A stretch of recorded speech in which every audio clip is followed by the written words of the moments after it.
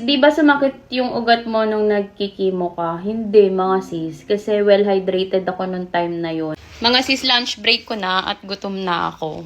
Hindi pala ako makakapagluto ngayon kasi nagluto na si Christian kanina bago siya matulog. Ang ulam, ay, mainit pala. Wala sa isip ko, ininit ko pala to kanina.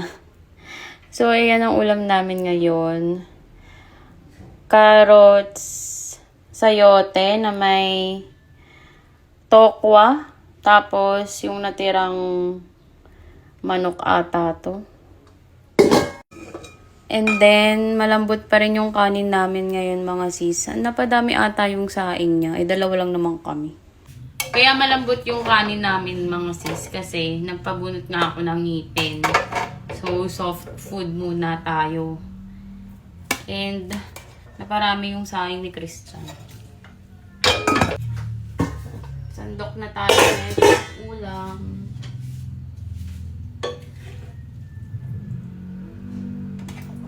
Lumpia wrapper na lang ang kulang dito, mga sis. Pwede ng Shanghai. Kakain muna ako, mga sis, ha. Tapos, sasagot ulit tayo ng random questions. Thank you, Lord.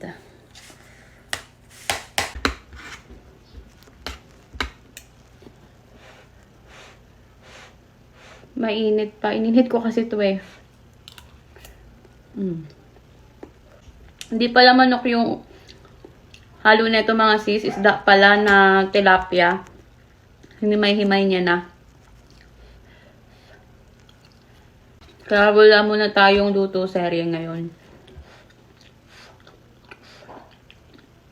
Para hindi naman mabigla yung bagong bunot ko ng ngipin.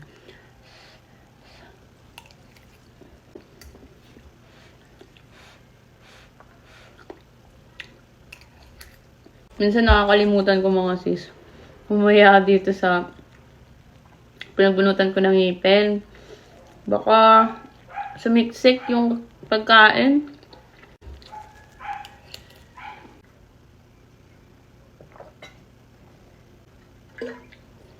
Super random lang ng sasagutin natin na comment, mga sis, ha. Kasi hindi ko na maisa-isa lahat.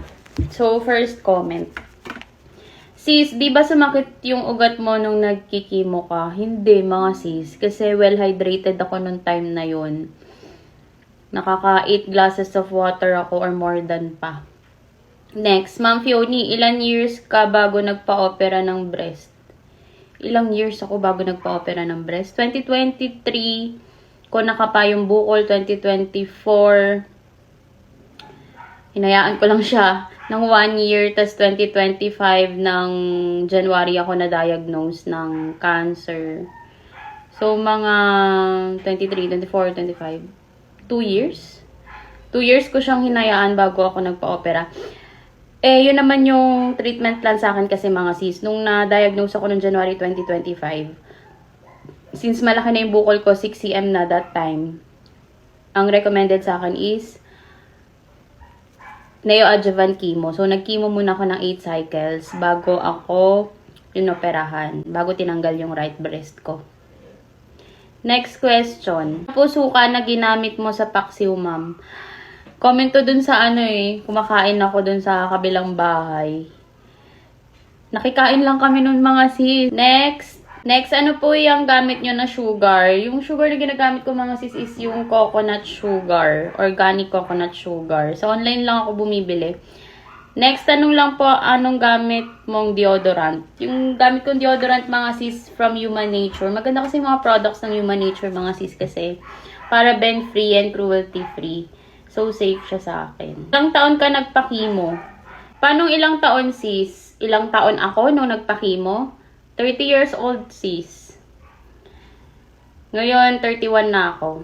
Next comment, mga sis. Tanong ko lang, sana nilalagay mo din ba yung noon time na kalbo ka na at nag-undergo ng chemo? About to dun sa rosemary oil na ina-apply ko sa buhok ko, mga sis.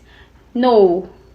Hindi ako nag-apply ng mga oil nung kalbo pa ako. And ongoing yung chemo ko. Ang gamit ko lang noon, shampoo, na clarifying shampoo from Human Nature. Next comment, nakakataba din yung Lupron, sis, ako tumaba. Yung Lupron ba, sis, is same as Luprorelin or Luprolide? Naku, kaya pala parang tumataba ako mga sis. Pinagda-diet pa naman ako ng doktor ko. Next comment mga sis, and ito muna yung last for today. Ma'am, pag bukol ba, pwede ba siya ipatunaw na lang, hindi na siya operahan? Hindi ko sigurado mga sis kung meron talaga nakakapagpatunaw ng bukol. Pero for me, dito papasok yung early detection.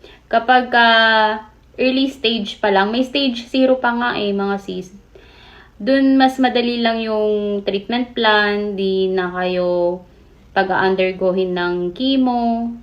And I don't know if lumpectomy lang yung gagawin or mastectomy. Case to case pa rin per patient. Pero kung may gamot na pampatunaw, 'di ba, mas maganda.